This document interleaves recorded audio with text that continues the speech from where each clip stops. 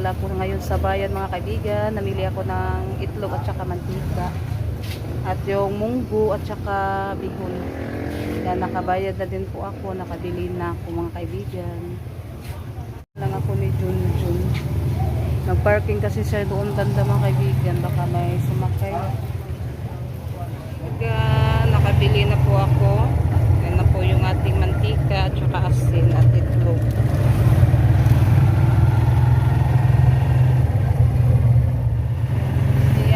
Yan, bibili din ako ngayon ng soft drinks mga kaibigan. Doon sa binilihan namin. Si Junjun na naman yung inuko. Pangungot. Kaibigan, nandito na po ako sa bahay. I-arrange ko muna yung pinamili ko mga kaibigan. Ito po yung ating asin. Saka ano to, paminta at saka bawang. Samahan nyo ako ngayon. Mag-arrange na naman tayo sa pinamili namin na paninda mga kaibigan. Kasama muna natin yung ating video.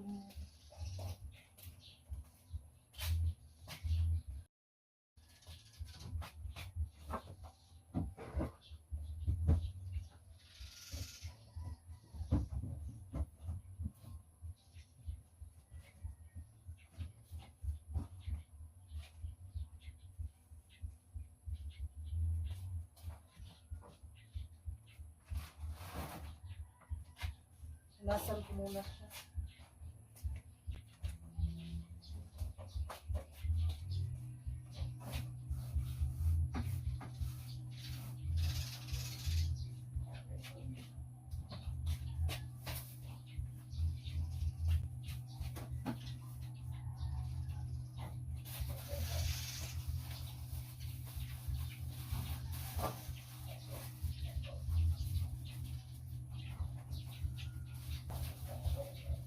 Ganito na naman yung inubo mga kaibigan.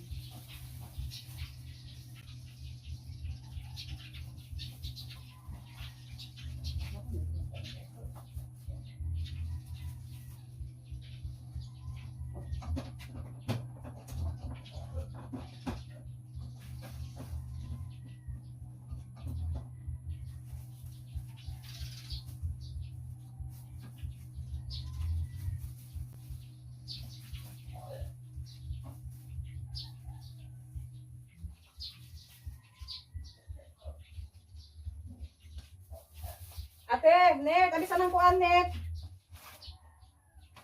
Kana, sa tawag ay, gunting. Namasay gunting diha. Yung mga soft drinks mga kaibigan. Yan, bumili lang din ako ng 1 kilong bihon. Tsaka munggo. At yung mga sangkap.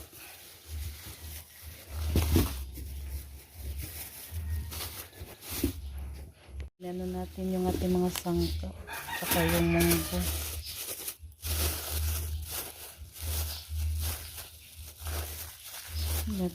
Isa at kalahati yung binili ko. Binili ako ng biskuit.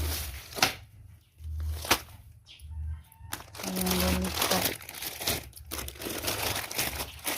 Isang cookie.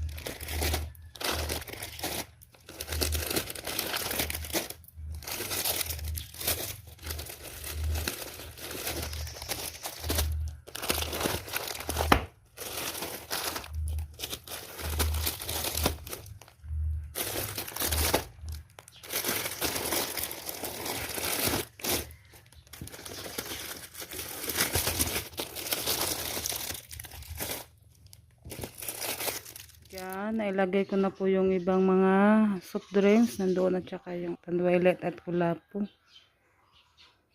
At saka itlog. Yan na din ako sa harap. Hindi ko nasanay lang dyan lagyan mga kaibigan. Kasi naano siya sa init. Kaya yung kumot na nilagay ko, hindi ko na lang yan kinukuha. Kasi kapag kinukuha ko siya, ano kasi sa init mga kaibigan ba, pabor siya sa init. Kaya hindi ko na lang yan kinukuha. Maanuhin ko lang yan kapag hapon. Ano ko siya ba? Lukoton o tutupiin ko siya kunti para doon ko yan sa kilid. Yan na po siya, na-display ko na po siya, at saka yung asin at mantika. Yan. Ngayon pa po kami nakabili doon sa bayan ng mantika at asin. May pa naman ako, may kunting mantika, kaya nagbili na lang din po ako ng 2 galon at saka itlog. Yan, kasi si Junjun din, si Junjun may ginagawa, kaya ngayon pa po kami nakapunta ng bayan, namili ng mga biskwit at saka mantika, itlog at yung soft drinks. Kaya maraming salamat po talaga sa mga suporta niyo po sa amin, sa lahat po ng mga kaibigan. Thank you so much sa inyong lahat. Natapos na ako sa pag-display, kaya na naman ako doon sa loob, kasi nagagawin po ako doon, mga kaibigan. Yan, dito banda, ayan, wala siyang mga kaibigan laman, kasi doon ko siya nilagay sa lagyanan ng bigas. Kasi dati dito ko nilagay po yung mga swak at saka Milo at yung brown sugar, yung white sugar. Pero doon ko siya nilagay sa lagyanan ng bigas, mga kaibigan, kasi may mga kasi dito, mga kaibigan ba, mga daga, kaya nag-ano sila sa mga, minsan yung mga chicheria ko, yung mga paninda, kaya nilagay ko na lang po siya sa lagyanan ng bigas. Kaya yung dito banda wala na yung laman, kasi dito ko siya nilagay sa lagyanan ng bigas. Yan. Ito, mga kaibigan, dito ko siya nilagay yung iba nating paninda. Yan, mga brown sugar to. Yan, yung mabinta kasi yung brown sugar, kaya mas dinamihan ko siya sa pagbili. Yung white sugar, yan, may yun, kalahati na sa mga langgam, saka udong, mga Milo to, at saka yung swak. Yan, dyan ko siya nilagay sa lagyanan ng bigas. Kasi sayang din kasi, mga kaibigan, kapag hindi natin ilagay dito sa lagyanan, bubutasin ng mga langgam, tapos may pa, may nasaag pa na daga.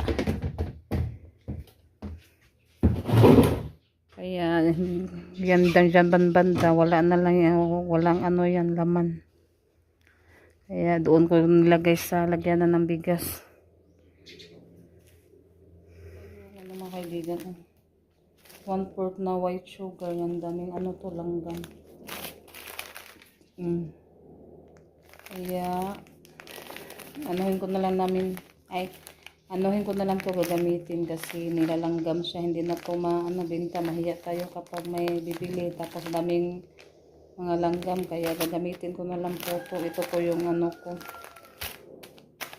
minsan yung brown sugar, nila papasok yung langgam, kaya yan, kukunin po to yung langgam para naman natin magamit. Yan, bubukan siya sa mga langgam, yung mga matatamis. Yung iba nga na yung yung mga lollipop, nilagay ko lang din po sa mga lagyanan para dili siya makuan ba, bigas. Ay, mga kaibigan, magandang tanghali po sa inyong lahat.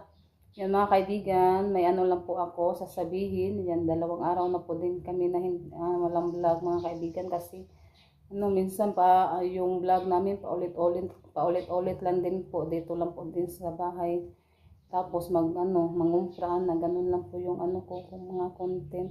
Pero napapasalamat din po ako sa inyo, kasi kahit paulit-ulit po yung mga vlog namin, nandyan pa rin kayo na sumusuporta sa mga vlog namin. Yan, mga kaibigan, may sasagutin pala ako, kasi nagsisimula na naman yung Madeline. Pala, mga kaibigan, nag-comment siya doon sa vlog ni Ate Bibi. Sabi ka pa sa mga subscribers ko, sinabihan mo pa na walang kwenta yung mga subscribers ko. Ikaw yung walang kwenta, kasi ikaw yung palaging putak ng putak sa namin, sa mga tawag yan, sa YouTube namin ba, putak ng putak ka. Para kang puwit sa manok ba, palagi bitaw. Tapos yung mga sinasabi mo, hindi naman totoo.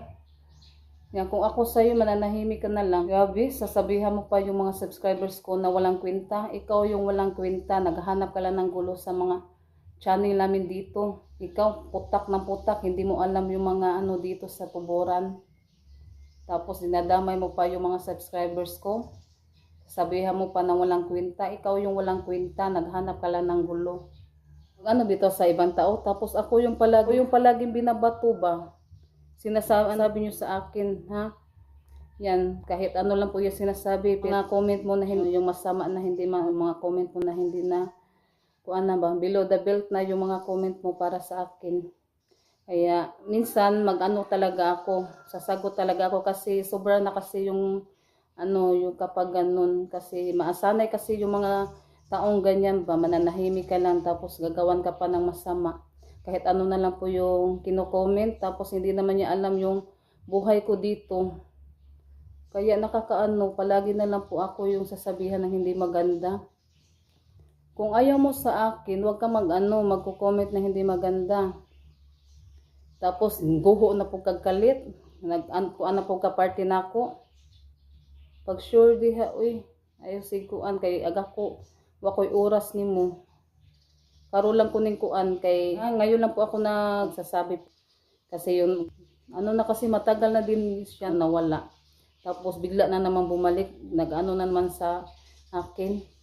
Yun, naglang po ako kasi dinadamay po yung mga subscribers ko sa kalokohan niya. Hindi na kayo ang tawag yan, mag-aapak ng ibang tao.